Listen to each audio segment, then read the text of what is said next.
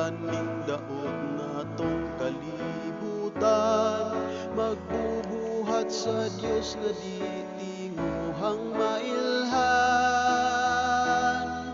Taong andam panalitan ng kamatuoran, taong puno sa gugma ug masaligan. Di kinahanglan sa Dios ang hanas mo istorya, dili pud abogado aron nga labanan siya.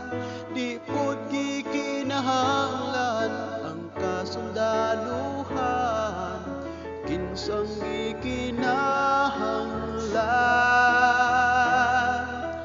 Taong may kaluoy, gugma o kalipay, sa pagtuo nga gigisog ihadlok mamatay.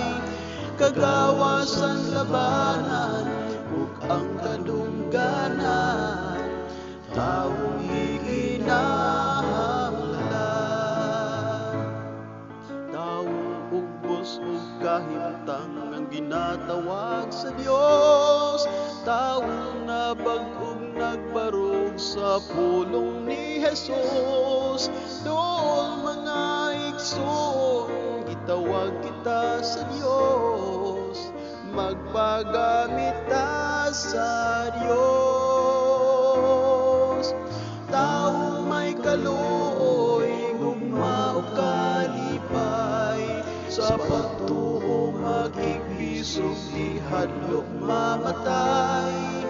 Kagawasan labanan ug ang kadungganan, taong gikinahanglan.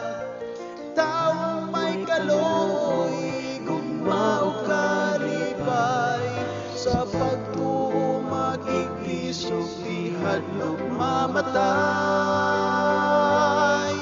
Kagawasan labanan